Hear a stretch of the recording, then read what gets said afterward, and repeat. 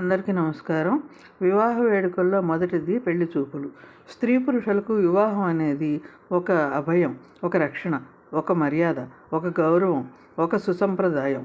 అటువంటి పవిత్రమైన వివాహ బంధం కలకాలం నిలవాలంటే రెండు కుటుంబాల వాళ్ళు, వధూవరులు ఒకళ్ళనొకళ్ళు పూర్తిగా తెలుసుకొని అర్థం చేసుకొని ముందడుగు వేయాలి.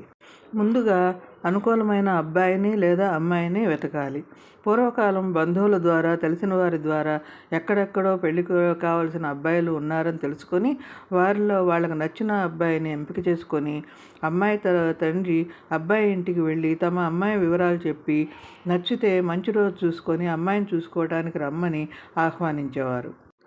ఇప్పుడున్న పరిస్థితుల్లో మ్యాట్రిమోనీలు, వివాహ వేదికలు మొదలగు మాధ్యమాల ద్వారా అబ్బాయి కానీ అమ్మాయి కానీ వాళ్ళ వివరాలు, వాళ్ళ రిక్వైర్మెంట్స్ అంటే వాళ్ళ కోరికలు అన్నీ మాధ్యమాల్లో అంటే మ్యాట్రిమోనీల్లో పెట్టుకుంటున్నారు.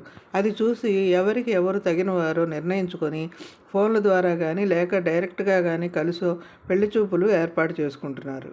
కానీ మాధ్యమాల ద్వారా కుదుర్చుకునే సంబంధాల వాళ్ళు మాధ్యమాల్లో పెట్టిన వివరాలు ఎంతవరకు కరెక్టో తెలుసుకొని ముందడుగు వేయాల్సి ఉంటుంది.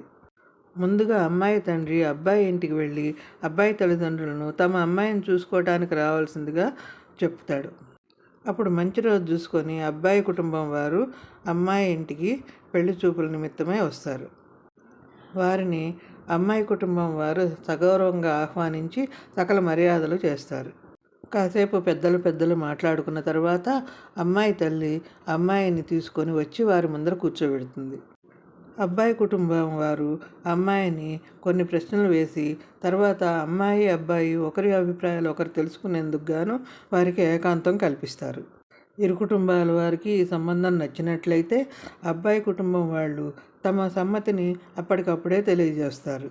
లేదా ఇంటికి వెళ్ళి మరొకసారి చర్చించుకొని తమ సమ్మతిని తెలియపరుస్తారు.